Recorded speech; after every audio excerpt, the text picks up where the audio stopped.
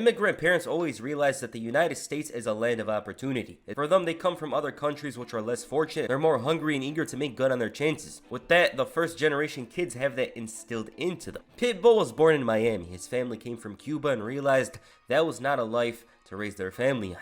His grandmother fought for Fidel Castro and managed to find her way to the US with Pitbull's mother. His father, on the other hand, had to wait a bit and managed to make it via lottery in 1978, but even then, that was only the beginning. They knew what this country had to offer is that you could control your own destiny. You had opportunity, and you had the number one thing, which is freedom. It's always about building something. If you think about it, my name's Armando, and Armando in Spanish is to build. Pitbull was raised in very tough neighborhoods that came into contact with crack and cocaine during the 80s. He was raised on a life full of philosophy, and that would apply to his adulthood as evident by his lyrics. From his perspective, the roads of Miami weren't paved in gold, rather cocaine and crack. Pitbull at a young age was very interested in music, and at the age of 3 he was already reciting Jose Marti's rhymes at bars in Little Havana. Armando Perez grew up watching Sesame Street and credits the show for helping him learn English. His father had extracurricular dealings on the side, which he noted was la cocaína in 2004. His parents eventually divorced, and Perez hopped from house to house with his mother and in turn was in 25 different schools throughout his childhood.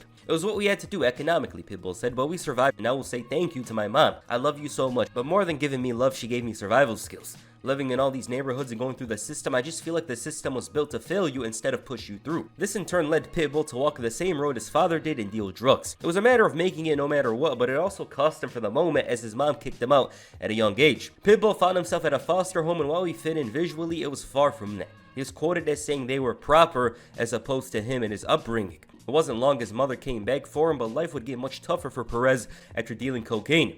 He was kicked out at the age of 16 and forced to go his own way. His mother told him, if you're gonna go to jail, go for something big. Don't go for something stupid. After all these struggles and constant hurdles, Pitbull had an epiphany. He's been so connected to music his entire life, why not try to make a career out of it? Ever since a young age, he's had a bond of sorts with music. It dates back to a time where he passionately recited Jose Marti rhymes, and this was his opportunity to break through. Hip-hop was an integral part of his teenage years. This was a time where NWA first emerged and broke barriers, the era of Slick Rick, Public Enemy, and Big Daddy Kane. However, what increased his love for the game was the rise of Nas. Providing a very vivid but gloomy image of Queens, New York, Nas' smooth but descriptive raps into the everyday struggle in New York, coupled with the world-class production from DJ Premier, Q-Tip, and Pete Rock, resonated with a generation and in turn, ironically, provided the youth inspiration. While Nas was always talking about the problems growing up in New York and dealing with the fact that many of his peers die in front of his eyes, he also provided optimism. While it was a celebration to reach 20 in the hood, Nas was able to produce beautiful poetry and exemplify the qualities of a world-class rapper.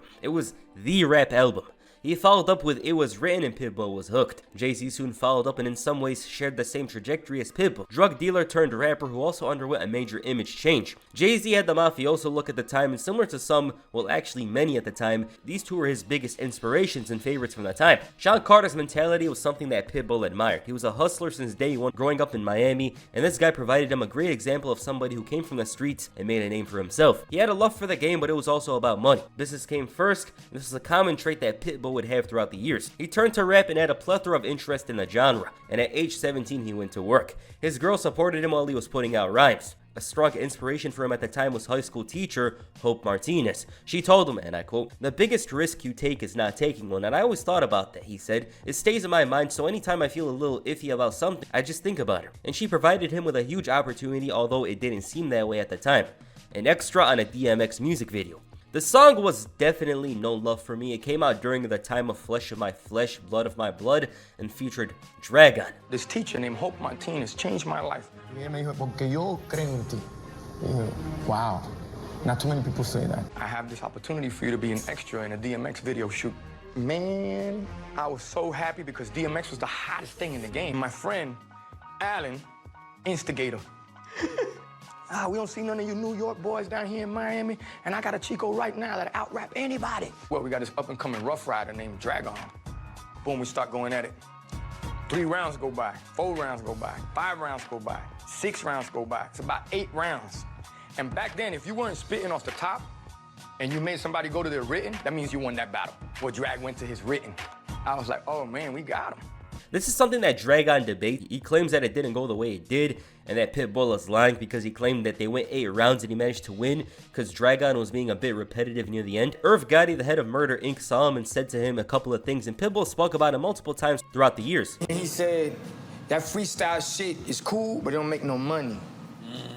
Boom, that shit, bing, ding, ding, ding, ding, ding, ding. I started writing music like that. So that's where Irv changed my life by default, right? So now, if you look at it, freestyle's what? Freestyle.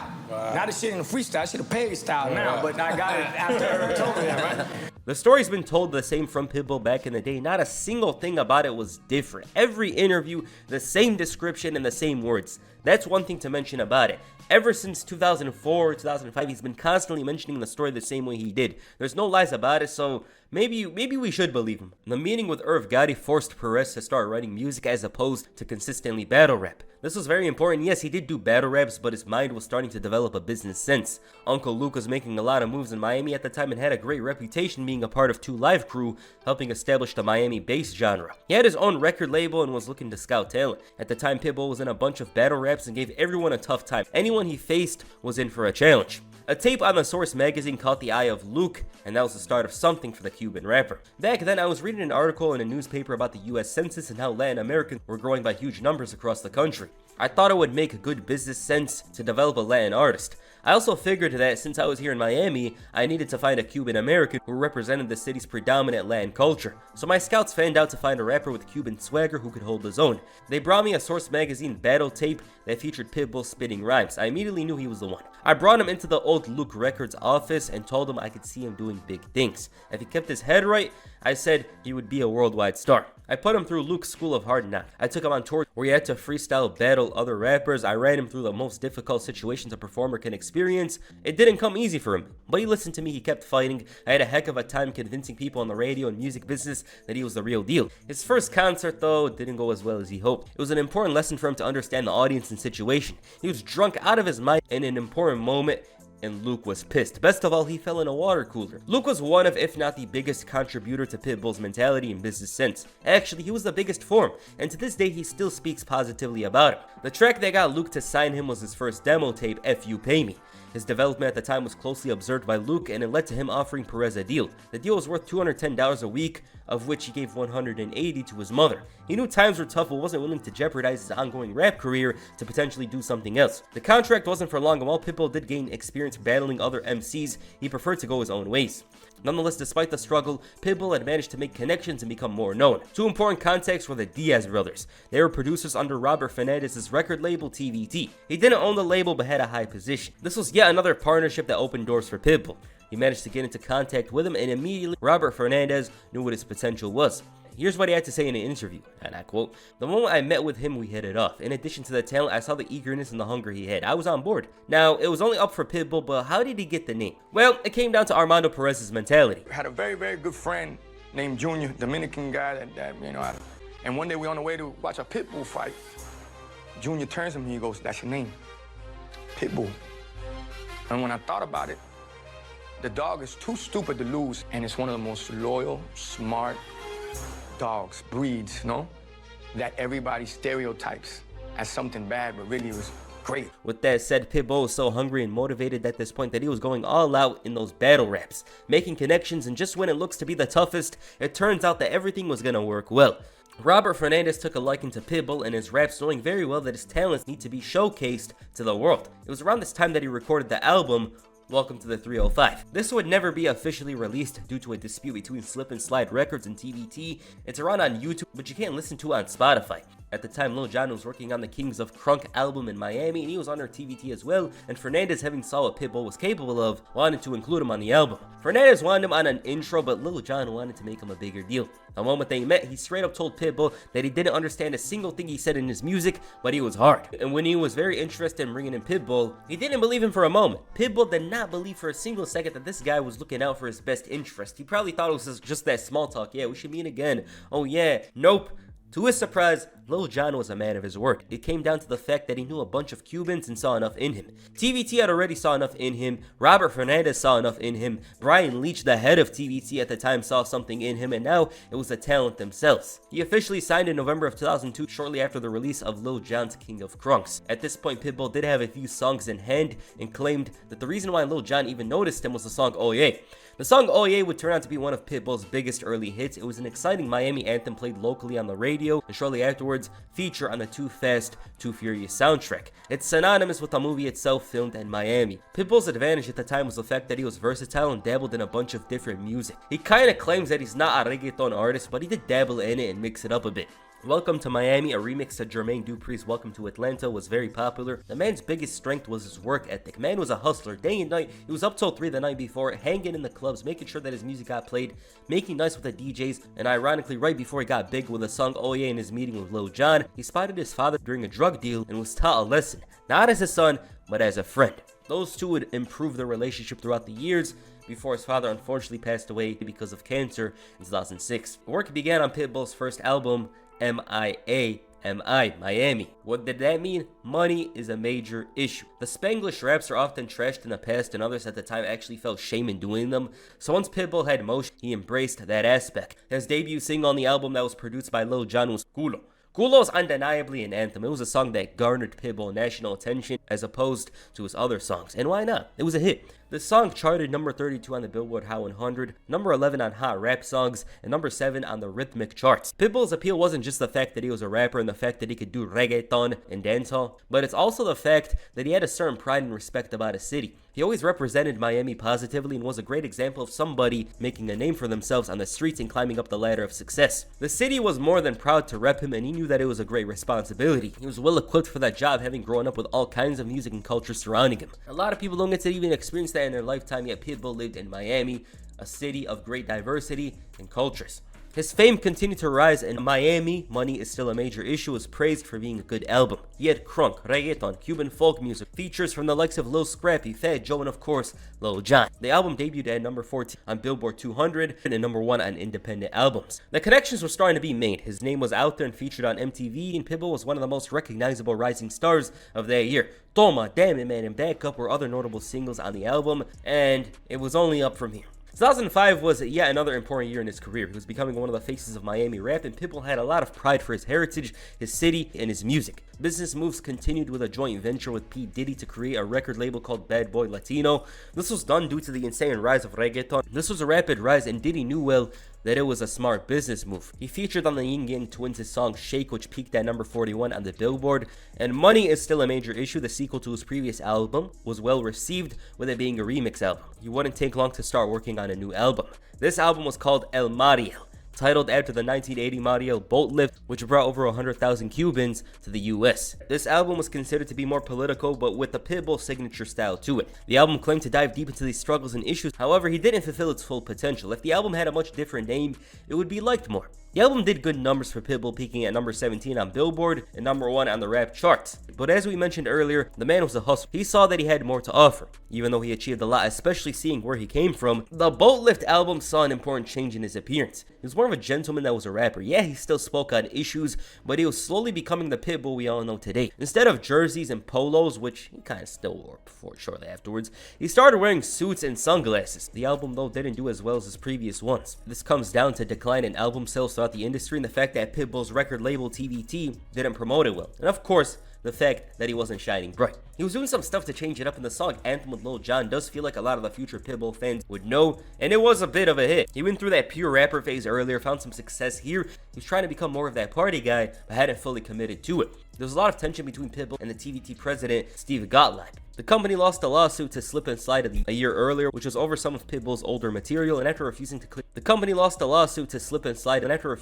collabs, he had enough. Here's what he had to say in an interview back in 2008. When I tell y'all not to buy my record, it's not because I don't want you to support me. It's because I don't want you to support what this man, TVT president Steve Gottlieb, is doing to an artist that everyone knows is humble, a hustler, and a grinder. My problem is with the president, and he knows that, said Pitbull. When you don't clear me for a DJ Khaled album, when you don't clear me for a Janet Jackson record, hardly cleared me, so I had to fight tooth and nail to get on the Gloria Estefan on record. I bust my ass for TVT. I'm out here working like a slave, doing things that other artists don't even know how to do, the rapper continued. A label's there to further and promote your career, but it feels like they just keep holding me back. This wasn't the first time TVT had issues with its own artist. For Pitbull, it was almost better to go solo at this point because the record label wasn't doing a great job of promoting him. He had plenty of guest features, including the likes of Lloyd, who had an amazing 2007, yet it flew under the radar, and he was done. He was furious with the way the Boat Lift album went.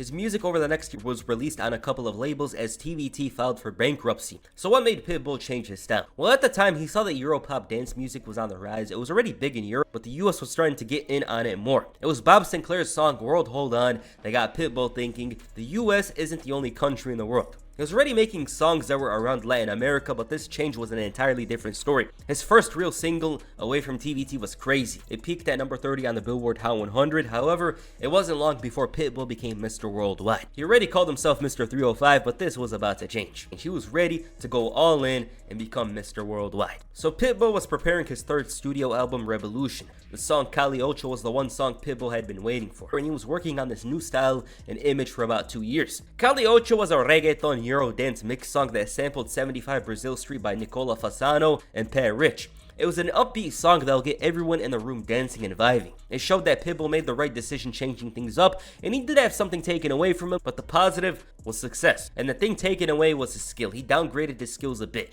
Everyone that heard him before knew what he was capable of. He wasn't a world beater, but the guy had talent. Cali Ocho was an exciting song. It gave Pitbull a smash hit. One of the biggest hits he's ever had, and up to this point his biggest. The song peaked at number 2 on the Billboard Hot 100 and was number 1 all over the world. This guy was one of the biggest stars of 2009. The reach that Pitbull had that year was ridiculous. Blanco featuring Pharrell was on the 4th Fast and Furious movie soundtrack along with Crazy. Hotel Room Service came out in June. It charted at number 8 in the US and nearly matched the level of success that Cali Ocho did. Other than that, Pitbull signed with Polo Grounds under Sony and had his own record label, Mr. 305. His album Revolution came out in August of 2009 and sold much more than both his previous albums did. It was almost double both albums combined. He started becoming the guy to collab with. Jennifer Lopez brought him on Fresh Out the Oven in October 2009, and this would be the start of a nice run between the two. Pitbull even featured on her then husband Mark Anthony's songs, but that's in the future. Pitbull was doing very well at this point. He was doing great. 2010 was a very big year for Mr. Worldwide. He began work on his album Armando, which was his first in Spanish, and Pitbull branching out to more pop music only made his recognition grow 10 times as much. He met Jennifer Lopez, but one of his biggest collaborators at the time was Enrique Iglesias. Enrique just came back to release an album after 3 years and was headed towards the electronic pop style that dominated the early 10s. Pitbull came in with a feature on the smash hit I Like It,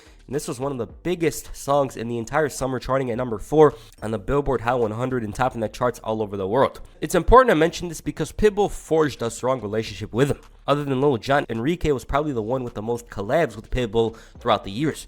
At the time, Armando was an album that did somewhat well. Bon Bon was a big hit from the album. This was the first step Pitbull took into making an actual effort towards potentially being a crossover star. It worked out well later on though in the mid to late 10s, and it's somewhat working right now, but other than that, 2010, as good as it was not even close to 2011. He collabed with T-Pain to drop Hey Baby. Usher featured him on the song DJ God's Falling in Love, a huge hit. Late summer hit that dominated the radios, and again, the Pitbull formula sent these songs to the very top. He'd have a small rap and just give the songs a different personality. He had all these hits in 2010, but what about 2011? This is where Pitbull's fame turned. He featured on Jennifer Lopez's On the Floor, and this was the comeback song for Lopez, who was striving for that smash hit to send her back to the top. It peaked at number 3 in the US and number 1 just about everywhere else. His next song was Give Me Everything. This is the Pitbull song. He had Neo and Nair Regaldo on the song, and this was the biggest hit of 2011 in the US, and it's still played at parties to this very day. Afrojack went all out on this one, and it's most likely the first song you think of when you hear the mere mention of Pitbull. His album Planet Pit is one of the most star-studded albums from that era, with a ridiculous amount of hits featured. That doesn't include Rabiosa with Shakira and Suavemente with Nair and Mohambi. Those songs were big, yet they weren't even featured on the album. Ran On Me with Mark Anthony, which was probably a top 5 most successful Pitbull song featured on the album, and of course International Love, which made its impact in 2012. It felt like anything Pitbull touched at the time would be a hit. He'd feature some random artist and be a big hit, which worked very, very well for him. And at this point, he had finally established himself as Mr. Worldwide. There was something very big about Pitbull, and to this very day, he still sells out arenas all across the world, in the US, outside the US, all over, because of the work he put in up to this point. Since then, he's obviously had hits and whatever, and he still does to this very day. But this time period was very important for him. He had to build that legend, that image of him being the superstar, megastar, and it worked out very well for him to this very day. So yeah.